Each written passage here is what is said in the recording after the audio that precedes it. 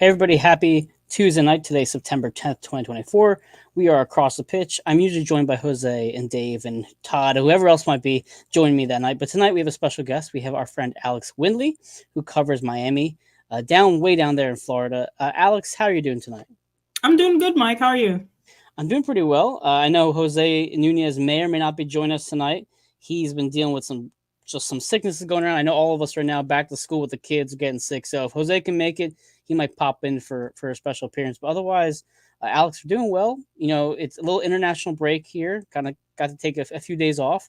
But now we have Miami and the Union on Saturday night. What are your thoughts on this upcoming match? Just kind of as a brief synopsis for what we're going to talk about tonight.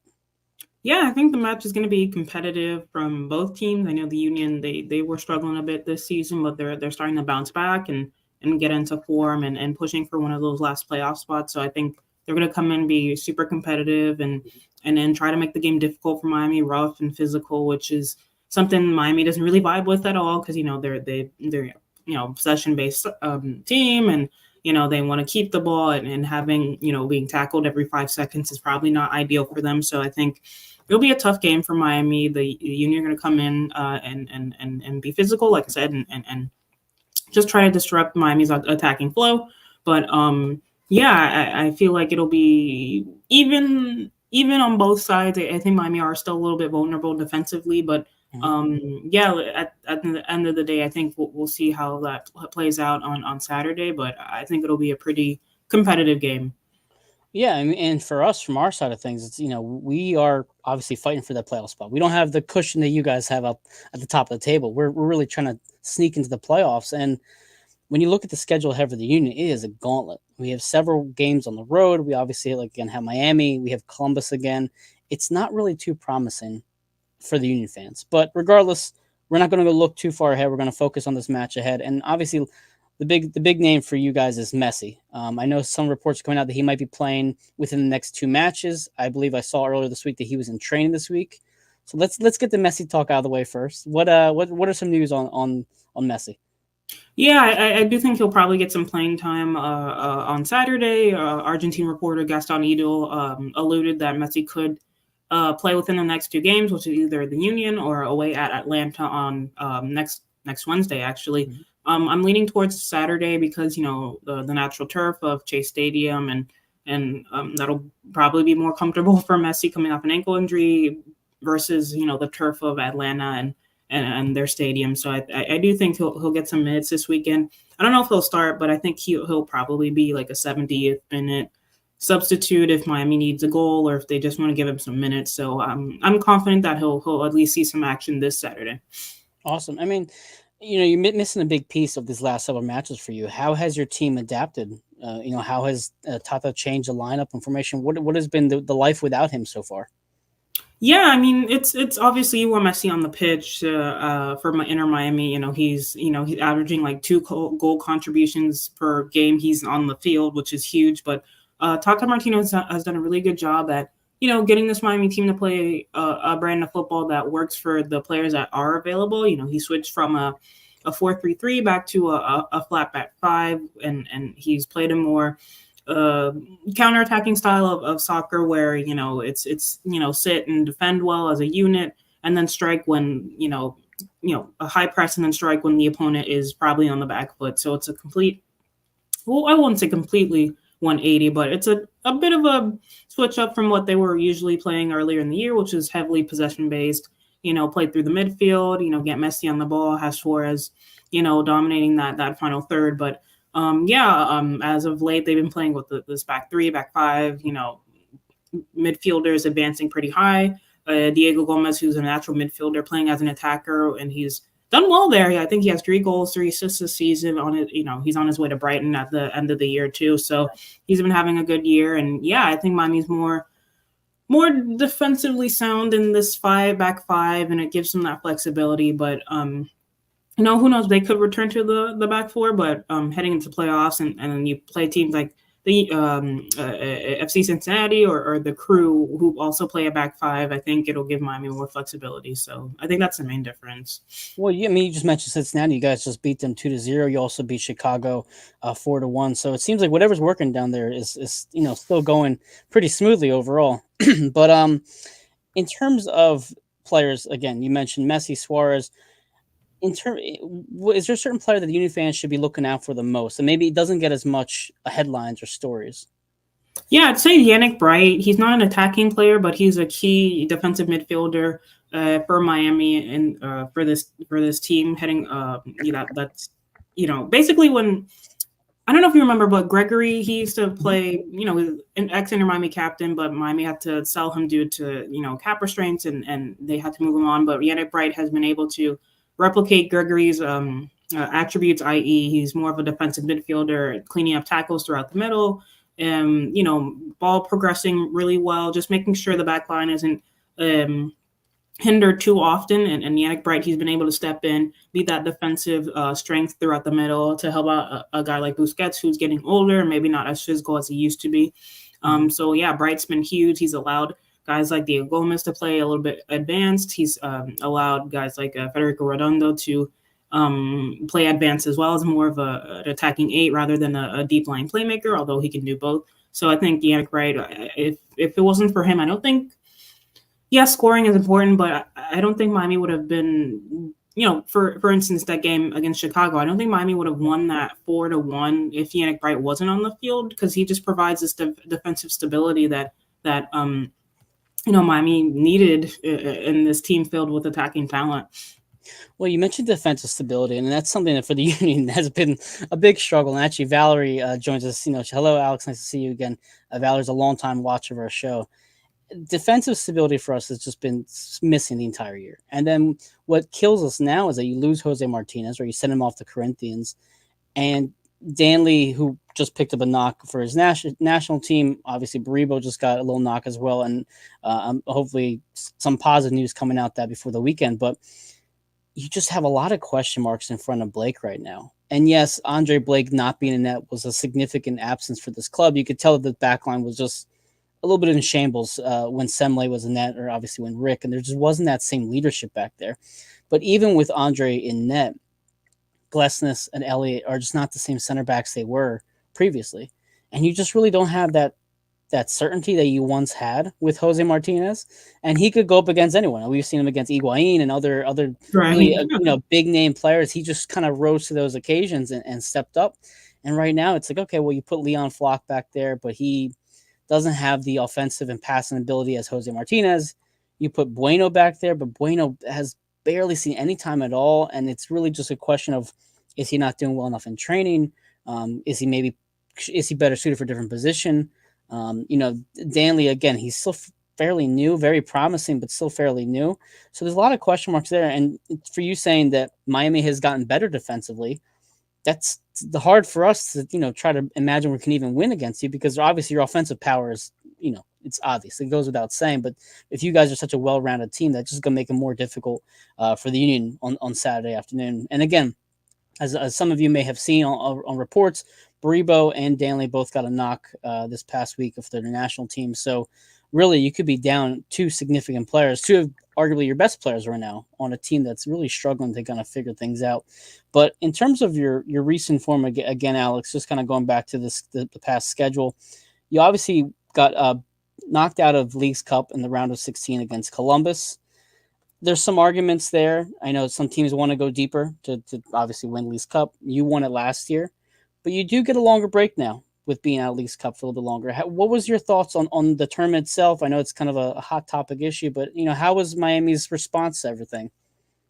Yeah, I think I know a lot of Inter Miami fans probably won't like this, but I was insistent that it was just this Leagues Cup, this iteration of the tournament just wasn't a priority for Miami. They won it last season, and it's a trophy they already won, so there was no real reason to prioritize it. I know, and traditional European football where you're the best team in the league and you want to go for every trophy, but unfortunately in MLS, due to the roster constraints or roster sizes, I should say, there is a significant drop off between player one and the supplement supplementary roster that they have on these squads. So unfortunately, even if Miami wanted to go deep in Leagues Cup, I don't think it was feasible. Honestly, even though they could have is restarted the same starting 11, but I think fixture congestion would have caught up to them like it did last season, where they went to the Leagues Cup final, they won, and then the rest of the year they struggled to make the playoffs, and that was a big talking point. And I think this season, Tata Martino didn't necessarily want that. So yes, well, winning a trophy like Leagues Cup again would have been great. I think looking at their standings in the East, on top of the Supporter Shields race, they already clinched a playoff spot. I think that was their main priority. Getting through the Leagues Cup with no major injuries, and they were able to do that. And now they have one hand on the Supporter Shield, and they've clinched a playoff spot, and now they're focused on winning MLS Cup, which I think were the main priorities. So unfortunately, while yes, the Columbus loss was, I don't want to say missed opportunity, but I don't think it was such a priority for the team, honestly. And maybe with different substitutions and tactics, Miami could have won that game against Columbus. I know the Crew had a crazy comeback where it was, they scored like 2 goals in 4 minutes, and then they completed that comeback late in the game. But it just wasn't a priority for Miami, even though the fans would have liked another trophy. Supporter Shield and MLS Cup is far more important this season than Leagues Cup, honestly.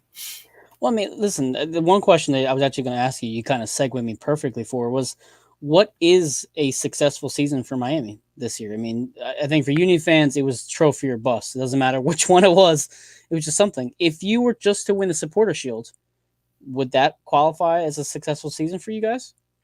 Well, okay, from my perspective, winning a trophy is successful considering where this club was not 2 years ago, where they weren't even in the playoffs. Winning Supporter Shield is hands down successful, and I think it'll get them in CONCACAF Champions Cup. I'd have to double check that. I think winning the Supporter Shield, it qualifies them for one. I don't know what tournament it was, but it qualifies them for an international tournament. I don't know if it's Champions Cup or the Club World Cup. I'd have to double check, but yes, winning Supporter Shield for me, it would be a successful season. But realistically, looking at the points record, looking how quickly they qualified for the playoffs, MLS Cup is at least a bare, like they have to get to MLS Cup at least.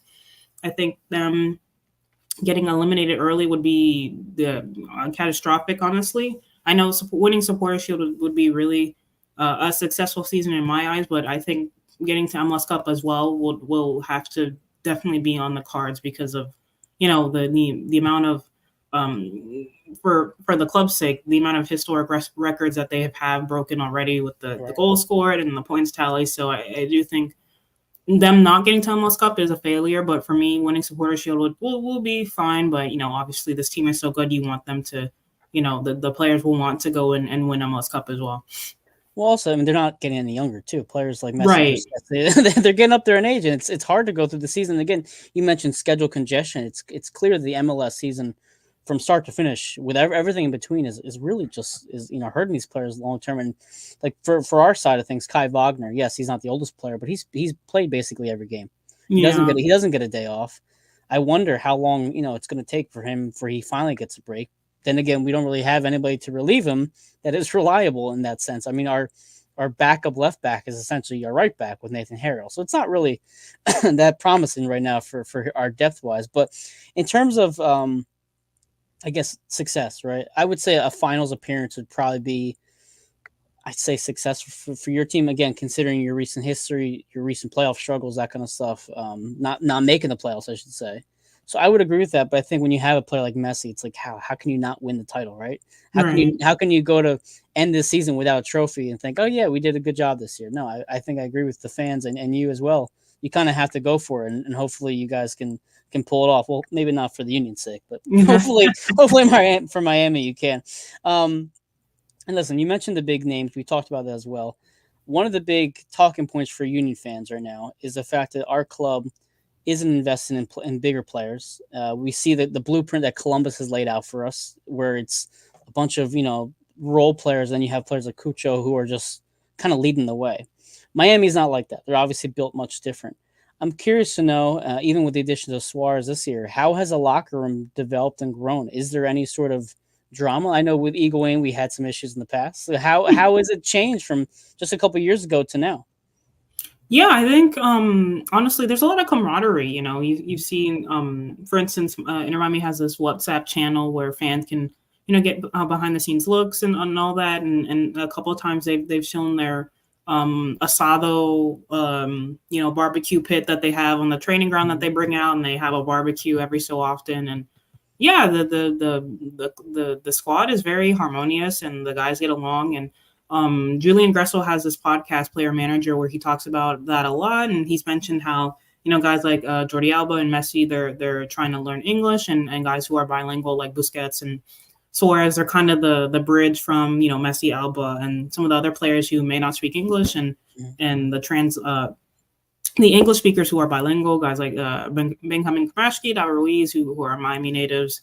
They help bridge that gap, and they're from the academy as well. So the fact that they have a say in that locker room shows that every player has a voice, and they're valued. And yeah, obviously winning does help that. If they were in a losing position, obviously they probably would not be. I don't want to say as close. They'll be close, but it would probably be a little bit more contentious. But even when they lose games, like it's going into the training sessions after that. For instance, the 6-1 loss they had to Cincinnati. It wasn't really like yes, the loss was bad, but it was more so like, man, how could this happen? And next training, they were so locked in and focused, and they were making sure that whatever happened in that game didn't happen again. And I believe the game after that they ended up winning and by quite a few goals as well. So. Yeah, the team is tight, and I think that's what Miami needs if they are going to head to MLS Cup, and the fans should kind of be excited by that. But at the end of the day, they still have to win out and play well. Right. Actually, you mentioned the Cincinnati 6-1 loss. You guys ended up winning 3-1 against Toronto and 2-1 against Chicago, right back to back. So clearly the bounce back was there. I mean, in terms of that culture, do you think it comes from coaching the players? I mean, how involved do you think Tata is in terms of building that culture? Where does that camaraderie just come from? Because as you said, they're coming from all different, different backgrounds, different spectrum, different languages, and yet they seem to blend together pretty well.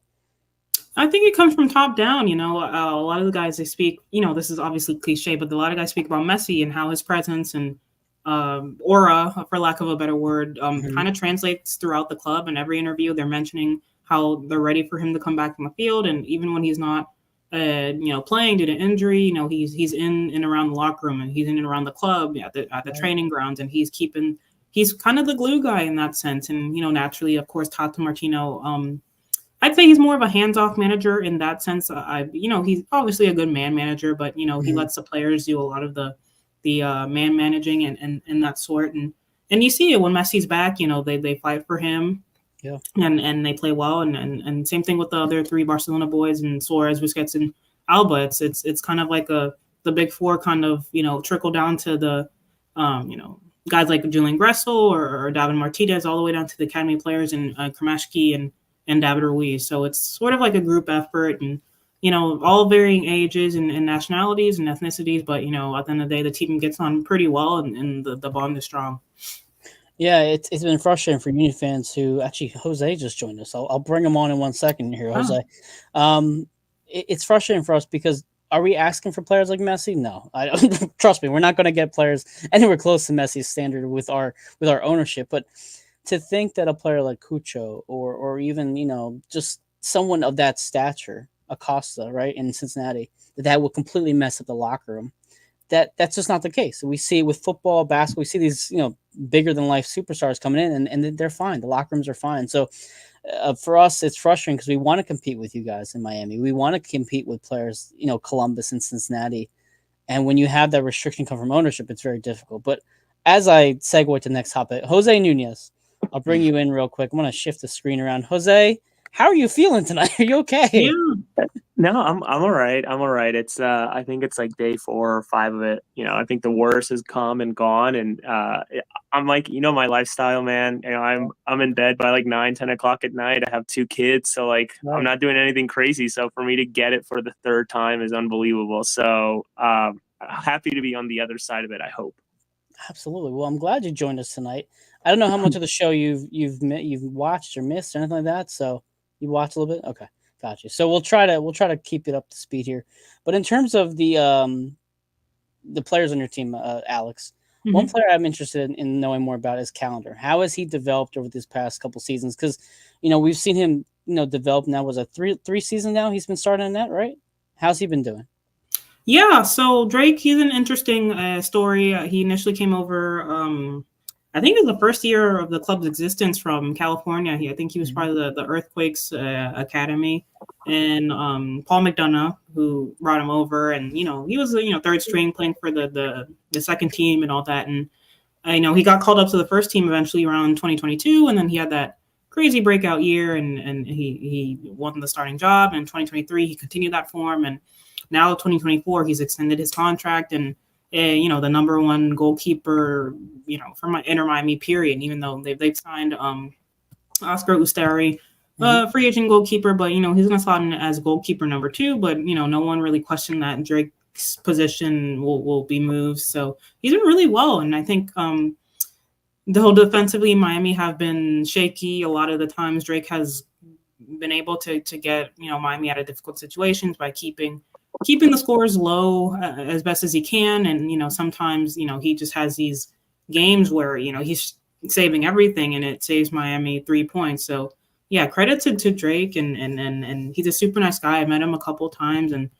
he's that another guy in the locker room that he does yoga, he reads poetry, so he's a very centered, calm guy, and he's another glue guy in the locker room that's able to just chill out the squad and keep a level head as well. And you mentioned the addition of Ustari. I think he just came over this past couple weeks or so. 38 years old, a veteran player. We saw the similarities with Joe Bendick when he was with us. Obviously, he wasn't taking Andre Blake's spot, but he brought a different type of presence to the locker room that was beneficial, especially for these young players who are, for the Philadelphia Union, we have a lot of homegrowns, a lot of teenagers, we have a 14-year-old, a lot of high schoolers. Right. I forgot about Kevon Sullivan, right? Yes, exactly. So when you have that, you want to have those leaders in the locker room, on the training pitch, that kind of stuff. So I think it's great that you guys brought him in just for that veteran leadership alone. Jose, any thoughts so far on the things we've commented on, or go ahead? No, Drake's signing of a new contract is so interesting to me, considering Chris Henderson's tendency of re-signing players and then, within a calendar year, sort of like shifting them out. Look no further than Camille Miller. I think, was it Bryce Duke as well, who was also one who extended? Yeah, another one who and there was somebody else. I can't remember who else it was, but it's interesting. I think if you're a player of any other nationality, but Argentina, or really a player of any other continent but South America, because it feels like if you're not performing, you're on the chopping block, because everybody and anybody in the world will come and try to play with Messi, especially if they're a free agent and can just come in and not be a huge budget hit. I'm going to go ahead and guess. I haven't done a deep dive into Inter Miami, but I'm guessing a lot of those guys are not playing for a lot of money. I think they're just playing for the experience to be with the greatest of all time, as they dub him. So it's a really fascinating dynamic to see some of these pieces just coming and going and moving and extending, when in reality it's like, well, if Messi wants somebody, I think Chris Henderson will make it happen. Yeah, and I think I was trying to remember what other player signed the contract and ended up getting shipped off.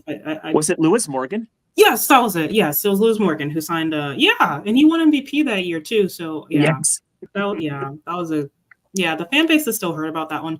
But yeah, I agree with your points. I think with especially with free agents, I think Ustari, he played with Messi back in 2005, and during the press release he mentioned specifically how excited he is to play with him again. So. Yeah, you're absolutely right. A lot of players will just basically play for 2 packs of Oreos next to Messi just so they can get on the squad, honestly. So Argentinian pizza. Right. Oh my gosh. I blurred that out of my head. Oh man.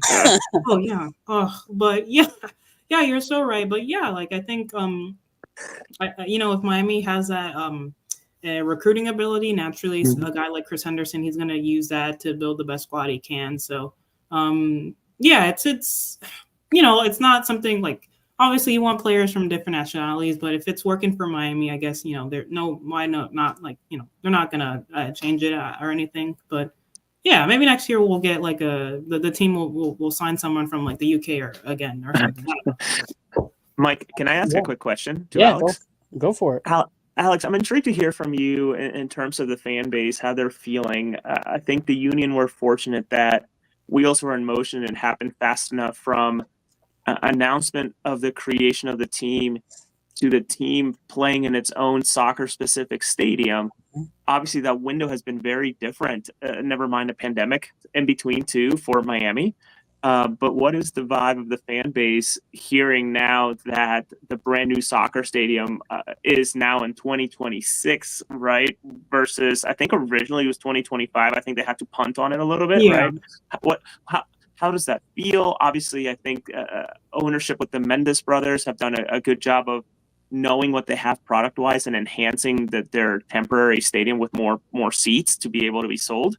But what is the feeling of the fan base with this announcement, and never mind, what comes with it in terms of realizing, they had to punt an additional, period of time for it to be ready. Right. I think a lot of them are excited, especially the ones based in Miami-Dade. For me, I live in Dade, and the trek up to Broward is quite a bit of a drive. On a good day, it'll be like 45 minutes. On a traffic day, it'll be an hour plus, which is crazy when you just want to do your work and then get home quickly. But I think a lot of the fans based in Dade are excited. I am, just for the sake of the drive, but all of the fans who live in maybe Palm Beach, which is the next county up from Broward, where the stadium is, Chase Stadium is, and the fans who live in Broward, they're probably bittersweet, because it's going to be a farther drive down south for them compared to now, where it's maybe like a 15-minute, Uber ride to the stadium for them. But I think the move to Miami will be really good for the team because, Inter Miami, you want to live, play in the city that their namesake is named after. We know nothing about that, Alex. Oh, right. Just, yeah. I mean, a lot of MLS teams don't, like the Red Bulls, they play in Jersey and right. Yeah. So, I mean, it's all right. It's all right. But I think the stadium project as a whole, there's going to be a bunch of shopping and like free soccer fields. And it'll be more so like a complex for, people in Miami to do something because there's honestly not a lot to do here if you don't have a ton of money, which is a lot of us. So, the more free fields and whatnot is anyway. But yeah, the stadium will be huge and it'll be a good project. And already I had the opportunity to drive past it the other day, and there's some spokes going into the ground, and it'll probably go vertical pretty soon. So yeah, that's an exciting time, and I know the fan base is hype and. A lot of them are hoping Messi will probably extend his contract till the end of 2026, but we don't know. But And I wanted to expand on that. You sort of segueing perfectly, Mike, and I swear I'll pipe down. No, you're good. You actually asked about the fans. I was kind of curious about too. So it's a good segue all around. Yeah. No, and let's build off of that. With having Messi and company or friends, whatever you want to call it, also comes the what I dubbed the Messi squeeze in terms of passing the cost to the customer, right? And seeing season ticket prices really scale up. Obviously, when Carranza was there versus today, it seems like it's a very steep climb in terms of what fans are expected to pay on a yearly basis, never mind on an everyday basis when Messi's supposed to be there. When he's not there, it seems like prices just plummet. What is the vibe about all that? And really, will this new stadium solve any of that? Should he extend, or is this just going to make it even worse despite having more inventory, really? Yeah, I'll start with the first part. I think I sympathize with the fans a lot because I remember back in 2020 where you see the ticket prices then versus now. It is I don't know. I forgot the percentage, but it was like a 50% increase from that time, and it's. I understand. I know a lot of other MLS clubs or some of their season ticket prices are also going up, which is unfortunate. I think it's like you said, it's Messi in the league, period. So fans are just hungry to potentially catch a glimpse of him. So unfortunately for Inter Miami fans, they're right at the heart of it, and a lot of them are canceling their season tickets because they just can't afford it. And I honestly don't blame them. Honestly. If I was in their situation, I'd cancel too and just try to get single game tickets to the best of my ability. And honestly, I'm not sure how the club's going to remedy this or fix it. I know a lot of the season ticket perks, you know, they don't necessarily come through, or you know, fans are not, you know, given first options to, you know, like for instance, the Leagues Cup, they had a lot of the season ticket holders. They had, you know, right to first refusal if they wanted, or first, you know, to pick the ticketing they want, but they weren't able to get that because people were leaking their pre-sale codes, and it was just this whole thing. And it's unfortunate for the OG fans that were there when Luis Robles was starting in goal and Diego Alonso was, you know, controlling the on the sidelines as the manager. So I do feel bad for the fans, and yeah, it's unfortunate. And then the second point to your question, if Messi does extend in 2026, I think it. I don't know. At first, I don't know if he'll extend, for one, but number two, I think if he isn't there if he is there in 2026, I think they'll just continue to do what they're doing with, you know, season tickets, and they'll market it even harder because, you know, new stadium, Messi's continuing on, and if Messi stays on, then surely Busquets Alba will find a way to stay on the team as well, and I think it'll just be basically the same marketing they're doing now, but in Miami, but to probably a more wide audience, because, you know, Miami is a town where you need money to enjoy things, so they're going to try to market to the people who live in the high rises and Brickell and all that stuff. So it honestly it prices out the OG fans, which really does suck, and I feel bad for them. But yeah, they're gonna have to figure out some way, because a lot of the OGs are just canceling their tickets and watching from home, which is not great. And like you said, Jose, when Messi's not playing, like the tickets are like they're like $16, which is, you know, good for the average fan, and you know, they can get in for a relatively cheap and still watch good soccer because Miami were able to win without Messi. But yeah, it sucks. It's an all around unfortunate situation. Well, it's funny because up here in Chester or Philly, OGs are canceling their tickets too, but for very different reasons. Because they're just fed up, as Sean mentioned. You know, what imagine if we had ownership and manager group like Miami did.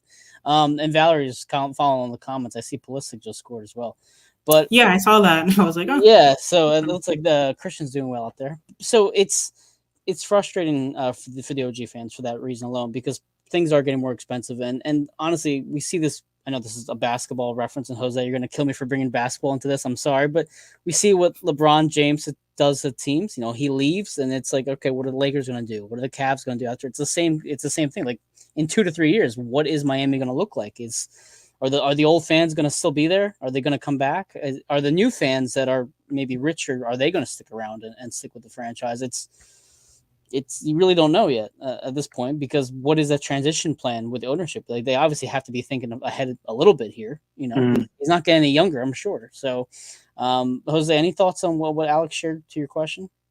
No, to me it's fascinating as someone who had the opportunity to sell 2 tickets when Messi came here for Leagues Cup, and could have easily paid for, you know, a good bit of a season ticket. To me it's just fascinating what the man can demand, considering the 76ers are down the road, and there's a very, very good Philadelphia Phillies team also down the road. So like it's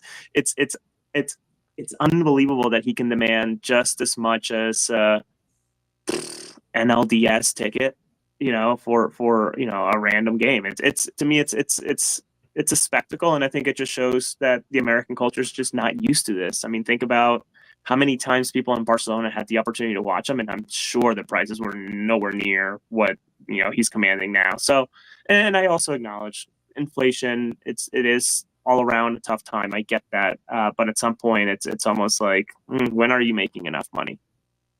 That's true. Well, actually, and speaking of, again, I know, Alex, you've been with Miami since the beginning, really. How has the media coverage changed? I know when he first joined, you mentioned like independent groups were not getting that same access they were. Are you best friends with Messi now? Like, how has that changed? Yeah. So I would say at the beginning it was obviously a little bit easier to get player access. You know, we could, I wouldn't say walk up to them, but you know, we used to get interviews inside the locker room. Like we'd walk in and they'd pick out a player and we'd talk to them. Now, yeah, obviously we don't do that. We can never do that, especially with Messi around. That's not an option. We usually have the mixed zone outside where Messi never goes out there, but it's usually like a guy like Jordi Alba or even Busquets sometimes. Suarez was there once, Julian Gressel, some of the academy players like Kramaschke, David Ruiz. And then we usually have Tata Martino as the post game. But as far as full coverage goes, there's a lot of how am I diplomatic about this? There's a lot of there's a lot of international media that didn't really care about the team. Like obviously, Messi, but they didn't care about the team a year and a half ago, and then suddenly, ESPN Argentina is coming in, and all these different non-American media coming in and whatnot. And it's funny that we just had the quick aside. It's funny that we mentioned the ticketing because Inter Miami just posted a tweet about ticketing for the playoffs, and I just thought that was funny. Anyway, but yeah, I think a lot of international media came in and like you mentioned, a lot of the indie fan coverage or the indie local Miami coverage. Unfortunately, they were more or less pushed out due to, I don't want to be shady, honestly, but a lot of the local coverage was unfortunately pushed out. I know one of my close friends, when he was covering the team, there were a couple of events that he just didn't get accredited due to, other non-American media coming in and the first time Messi was, introduced to the team and whatnot. It's calmed down a little bit more, a lot more people from the local area were able to cover, but now the access, it's not nearly as free as it was when Messi wasn't here. Like I said, I was able to talk to players and whatnot, but now it's a little bit more restricted and a lot more people come in to the games and morning trainings and whatnot, but it's calmed down after a while. But, you want that local coverage because, people covering from Argentina or wherever, it's not the same that you don't get that local cultural feel of, the background of the team of people who've been covering it since the beginning. So, as it goes forward and the team continues to grow, I think we'll some of that, heavy international media coverage will start to, still be there, but drop off. And then the local coverage is what stays and what is the backbone of, most of the reporting of the team, really. Right. Well, I know, Alex, you and I talked about this before we went live. It's, the Philadelphia Union now have, 15 different independent reporting groups and, 10 different podcasts and all that stuff. And it's hard to compete. But at the same time, a lot of fans appreciate that coverage more. They'll listen to eight different independent reporters before they go to the Inquirer or Delco Times, whatever, just because they can relate more to a fan talking about the team compared to some guy who they don't tailgate with, they don't talk to on the side, on the side of the road or outside the stadium, that kind of stuff. So I would hope that for those independent reporters, they do get a chance eventually, maybe 2025, 2026, have a little bit more access. So, or similar at least to what you guys had before. But again, with Messi there, it changes the whole dynamic of everything. And as we saw with was it Leagues Cup, Jose? It was insane. The fact that we both got credentialed in was just remarkable for us. It was unbelievable. And credit to the Union, communications team to get us in there, both of us in there. But Jose, any thoughts on the coverage down there in Miami? It's mixed for me, right? As someone who is Latino and a minority, of course, and you as well, Mike. But it's so nice to see a team like Miami embrace that too, right? In terms of granting access to Spanish-speaking media and making sure that they have a shot, etc. I'm fortunate to be able to speak both languages. I know that a lot of those Argentine press folks don't always speak both languages when they come over and cover, and a lot of that gets lost in translation, especially when it comes to the decorum inside of the press box. Showing up in jerseys and whatnot. It's a little wild. But there is something to be said about the league embracing and maybe working out the kinks of what being a truly international league is like. And even if it's a small specimen like Inter Miami right now, with the biggest bug under the microscope being Messi, it's a good thing that, especially as you think, once again, Mike, you alluded to it, what does the league look like in 3-4 years once Messi's gone? Because the Apple deal's 10 years long. So after Messi leaves, there's still probably 6, I think, or 7 years of figuring out what they put on and keep it attractive to continue to bring in subscriptions. So I'm just glad that they're able and forward thinking in terms of like, okay, Spanish media should be here, but under our terms in a way too. Though the one thing that was intriguing to me, Alex, and I think it was a report out of Pablo Maurer. I think he still or was with the Athletic. I'm not sure. I know there's a lot of shifting with folks in the Athletic and New York Times as of late with departures. But I think there was a report where Pablo was sort of critical of Inter Miami's practices for the press in terms of, really playing by their own rule sets in terms of who they have available, who they don't have available. And I know you spoke about it a little bit too, but do you feel like you're getting enough access to the players that you want? Or I think the answer is yes, I would always want more, but do you feel like you have adequate access to who you want to speak to and report on? I'll say yes for I don't speak Spanish fluently. It's getting better, but for the English speaking players, yes, we do get a lot of access. Guys like Robert Taylor, Julian Grestel, the bilingual Miami natives like David Ruiz, Kamashki, even Busquets and Suarez, they speak a little English, so it's a little bit easier. But when you want to speak to a Jordi Alba or Messi, if we get that chance, rarely. It is difficult because a lot of and I think the most important one is Tata Martino. A lot of his post game conferences are the questions not asked in Spanish, like they won't translate it. Which they'll translate it when we get the media emails, but like they won't translate it in person, which is difficult for me sometimes when I'm writing my post game recaps and I want a direct quote that's relevant to what happened on the field and. I got to use a translator, which is fine, but it just makes my job a little bit difficult when the native Spanish speakers are people who are bilingual, which is fair play to them. I should probably be learning Spanish, and they have it a little bit easier and they can get their copy out quicker. But for me, I have to either wait for the team to post translation or I use the translator app that I have on my phone. But as far as like I said, English-speaking players, the access is great. Spanish-speaking players, I'm working on my Spanish to get a little bit better. But as far as like I said before, the access we had when Messi wasn't here, it is completely different. And oftentimes, it is different.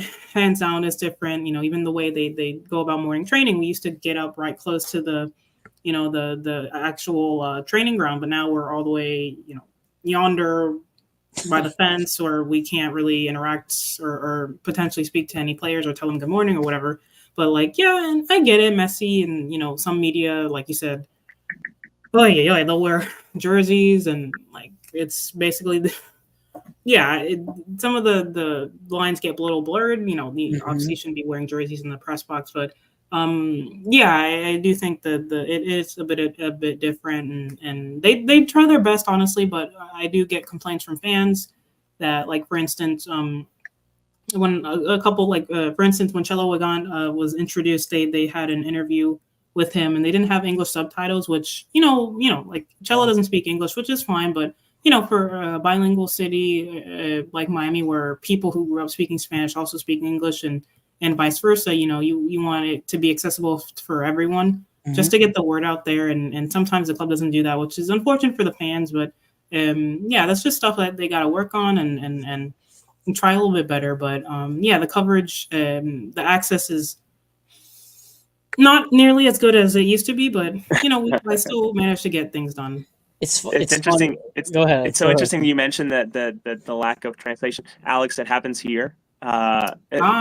Unless it's me or maybe me and maybe someone else that I'm thinking talking to obviously he departed to Corinthians, but like Jose Martinez, Jesus Bueno, if I really wanted to be a jerk to others in the press room, I could go and ask questions to Bedoya just in Spanish and hope that he only answers back in Spanish. They don't have, or they typically don't have, somebody that comes along with them to come and talk, and they also deserve a voice, and they also deserve to be recognized with the rest of their peers and get as much airtime. And yes, the union have done some promotional videos with their and I gotta say it, it's still an ad and a partnership with the Language Services Associates. They do pay for advertising within the field, and they do what they're supposed to do, which is closed caption, maybe a 2-3 minute interview. But shoot, like, I think I was the only one to really ever talk to Jose Martinez in all the years that he was here for an extended amount of time, which is unbelievable when you think that he went to somewhere like Corinthians, Jesus Bueno as well. So it's still so early into this league. I acknowledge that, but it's still sort of so disappointing considering how diverse these cities are. Never mind Miami, like even something as silly as Philly, especially when Philadelphia needs to tap into the Latino market to continue to expand this team further and further. You just nailed exactly what I was going to say, Jose. Because again, Miami, it's obviously goes without saying, it's a mixed bag of culture down there. Up here in Chester, Philadelphia, it's very much English speakers across the board. And you go to the tailgates, you go to the in the fans, it's very much one language across the board. And it's weird when you see teams like Saprissa or Cruz Azul come in and it just changes. The whole energy changes the stadium. Beautiful. It's again, Jose and I are both Latinos. Well, Jose, you're obviously much more fluent than I am in Spanish, but we can still appreciate the language that's being spoken to us, that we understand, and it's nice and it's refreshing. And also to Jose's point, yes, Jose's Bolivian. He understands Jose Martinez a lot better than I do. My parents are from Mexico. I am not. I'm from Jersey. I speak Spanish. I understand Spanish, but it is a different Spanish. I listen to Jose Martinez talk. I'm like, I don't know what the hell he's saying. and it would be nice, Jose, to your point, to have a really professional translator who can understand different dialects of Spanish. Or, as a problem we're facing right now, nobody can talk to Danley. Right, that's exactly it. We have a Haitian international who played in Ligue 1, has baggage of skill, just tons of skill. Yeah. But in the 4 weeks that he's been here, no one can communicate with him because he really only wants to talk in French, and that's fair. And I know we have fans who have offered to help out, etc. But it's also sort of, it's a push and pull where, like, drawing a fan out of the stands to come along to do press work really is not, all that kosher in reality when you think about the press world.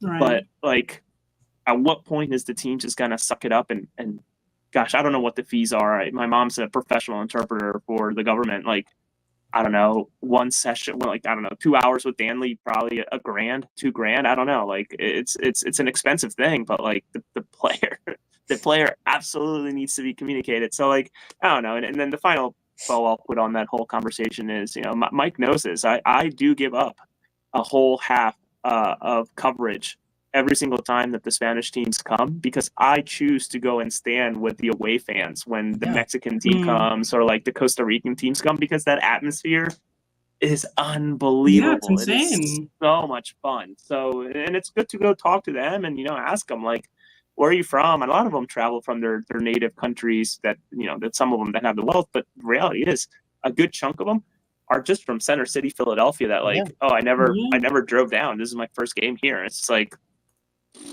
really cool. It's unreal. And also it's just like, if you're a player, who doesn't speak English or whatever language, you want to have a translator who also will do you justice. Like I know Jose, when Jose Martinez was being interviewed by Apple, and it was his final home game of the Union.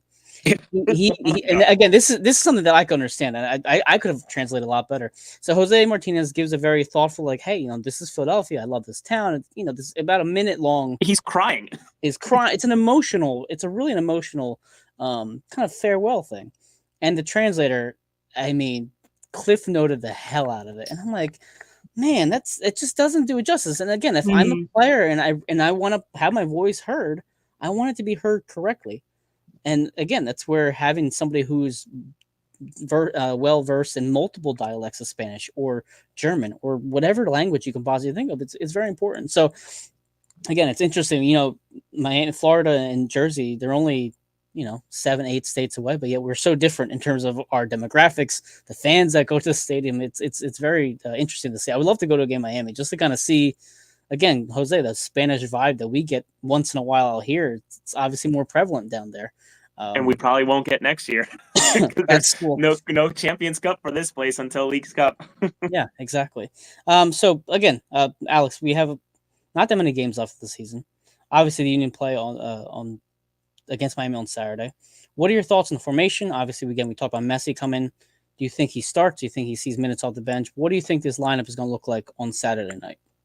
Yeah, I think I don't think Messi will start, but I think Miami will roll out. And honestly, it's hard to say against when they're playing teams that play a back five. Tata has the tendency to play with the maximum formation, but Philly with their diamond midfield, we could see Miami play a 4-3-3 again. It all depends on whether certain players are back from injury. I know Matias Rojas is out with a sprained ankle, and he usually slots in at right wing or in the midfield. So we'll see. But if I was a betting person, I'd say they go with the flat back fives with a 5-3-2 with Suarez and Diego Gomez up top, and the midfield three usual suspects in Yannick Bright, Redondo, Julian Gressel, or Kamashki maybe, and the back five will be pretty straightforward with Ian Frey, Busquets playing as a defender, which is crazy. He's done well there.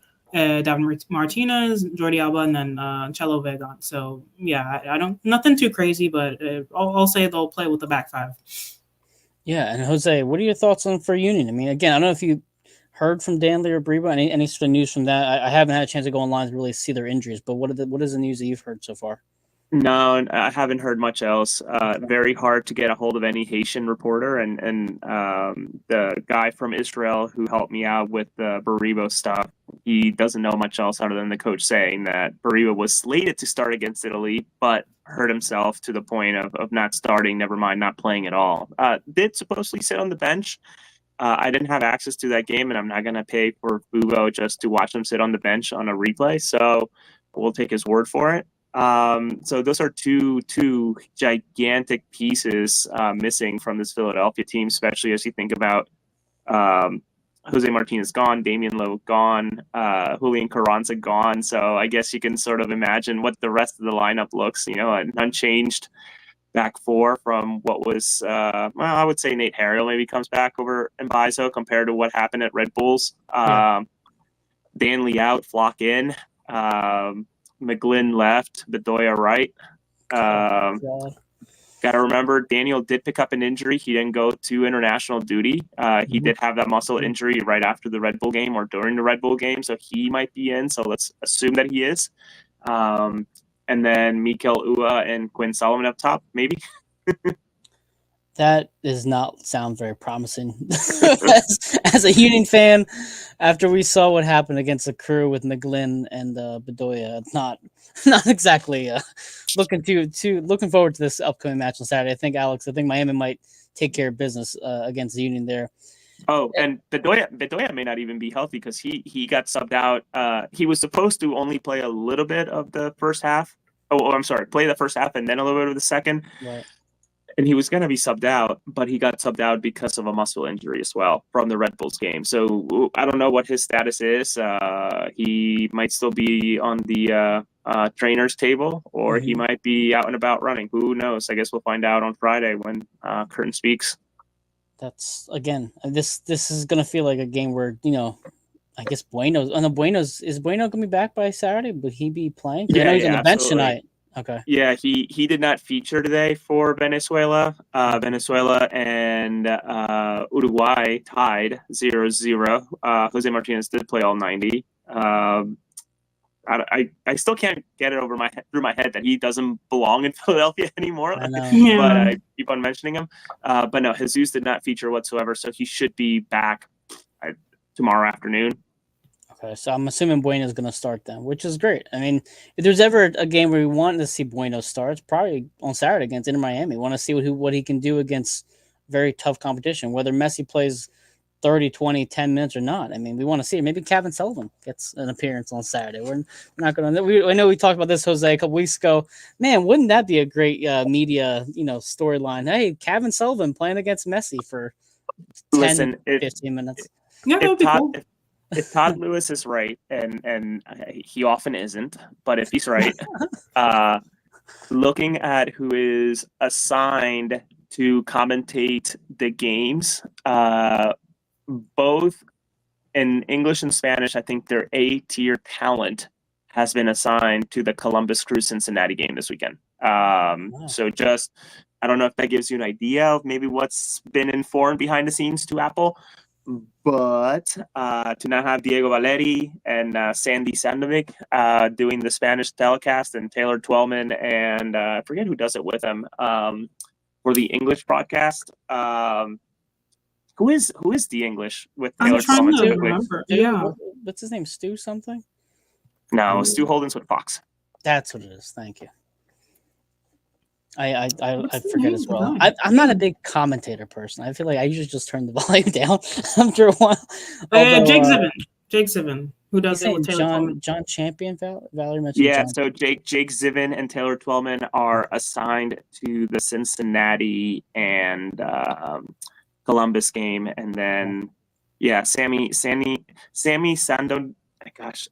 Sadovnik and Diego Valeri are the Spanish ones that are typically the messy games. Yep.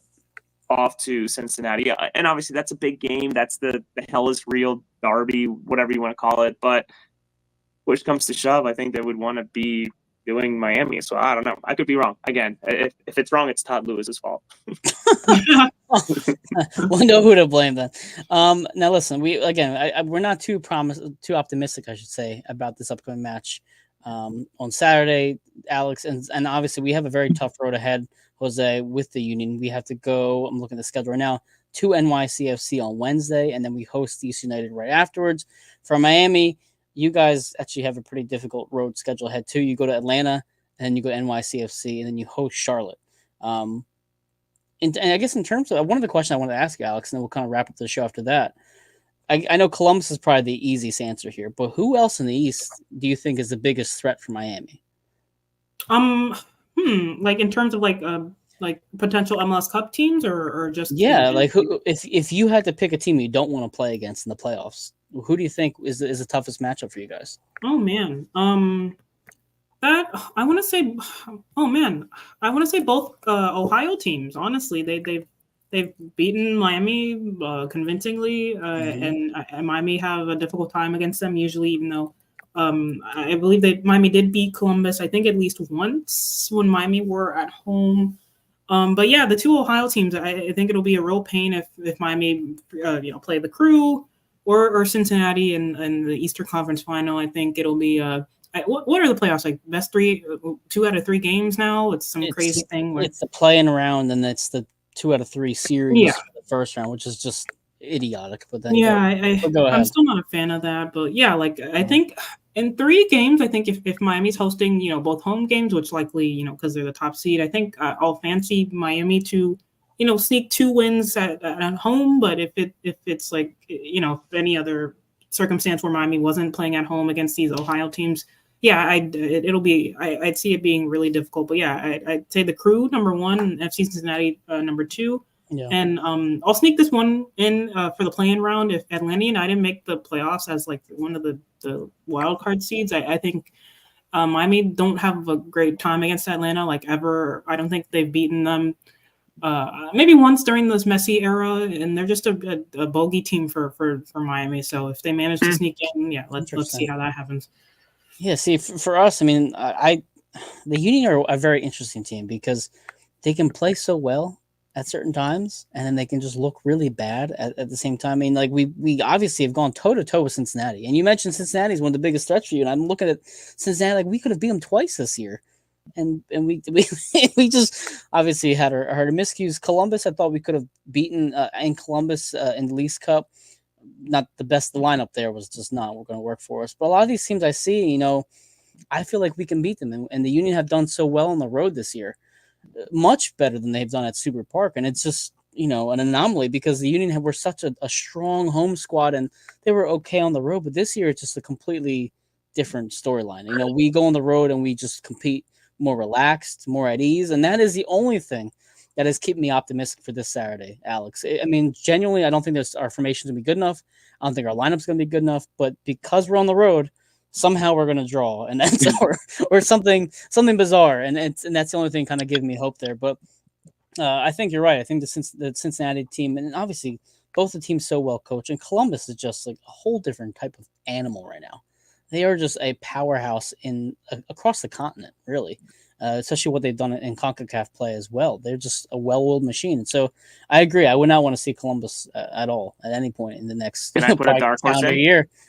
Yeah, is it going to be? I'm not even gonna guess. Go ahead. New York Red Bulls. I really. You put Emil Forsberg in there. I mean, think about the game that the Union just scraped by. Mm-hmm. Red Bull hit the post 4 different times without Emil Forsberg. Yep. Lewis Morgan really pulling all the strings. So you add him back into the equation in a playoff situation, the dude knows how to win. So New York Red Bulls, I think, are going to be a very, very sneaky pick during the playoffs this year. And they only lost at home once this year, and it was to us. I can't explain it. We just go on the road and pull off points. I don't know how, but we do. But listen, Alex, it's been an hour now, so it's been a great conversation. I think this is your 3rd time on our show now. Give or take. Yeah. I very much appreciate it. So if you can kind of just give the people watching, where can they find you? What's some work that you've done recently? And just, where can we get all the content? Yeah, you can follow me at AAW_1998 on Twitter /X. I have the Heron's Nest Substack where basically, I cover team, player ratings, observations, I'm dabbling in, I got sent a free t-shirt the other day, so I had to write about that, which is kind of cool. I'm not really used to that, but yeah, anything Inter Miami related and covering the team, you can find me there or on my Twitter. Awesome. Yeah, like I said, I told you before, I read your report from April from Bleacher Report again about Pulisic and McKennie. It was a great read. So any sort of future Bleacher Report articles in the works yet or not yet? Yeah, usually whenever the U.S. men's national team or the women's or something Messi related, they want some analysis, they usually, ring me up or email me, and I usually get going for them. And it's been a lot of fun. And that Pulisic article with McKennie, that was probably one of the highlights of my career. I got to speak to them, and yeah, it was super cool. And they're both great guys, so it was nice to see that. Nice to do that, I have to say. Yeah, for PA, Pulisic's a local guy for us, and love to see him in the Union blue and gold, but that's another story for another day. But again, you do great work for Miami. I follow you strictly just for Inter Miami content alone. So keep up the good work. I really appreciate all the stuff you do. Again, a fellow independent reporter like us, we got to support each other out there. And Jose, exactly. I know you have a Substack as well, Jose. Any sort of things you got working on right now? No, I don't want to pimp anything other than Alex's Substack, and I say this for bottom of my heart, you are one of the ones that I try to copy the most in terms of how do you position things and how do you report on things. So if copying is the best form of flattery, please take it, because you are definitely one of the candidates for guiding stars on how to do this right. So Congratulations to you. I've certainly admired your work. Thank you. Honestly, it means a lot. It's not an easy job, but I enjoy doing it, and I love supporting any local writers. Like, we all got to support each other, and it's just a privilege to be able to do this and read different perspectives. And I'm glad that I'm able to do that for you guys. And I also love reading and watching your guys' content as well. So thank you for having me on, and thank you for the kind words as well. I appreciate it. Absolutely. Again, if somehow the Union make the playoffs. And somehow we go and play Miami. We'll have to do a show. Until then, though, we'll try to do something again next year. But again, Alex Windley, thank you for joining us tonight. Jose, thank you for sticking it out with me. I appreciate it. We'll talk to you outside. But otherwise, everybody, Saturday night, we'll try to do a post-game show after the game. If you want to do it, let me know. I'm officiating a wedding on Saturday, and I will way. be. Yeah, it's my 3rd wedding that I'll be officiating. So I'll be in Ohio, probably not in the best of shape to be in front of a camera. Well, listen, if I ever get married, Jose, I know exactly who to call to officiate my wedding. So there you go. Yes. My services are yours. Appreciate it. All right. I'll keep that in mind if I ever settle down. Look, see, you got two future clients right here, Jose. There you go. All right, guys. Appreciate it for everybody joining the comments. Have a good night.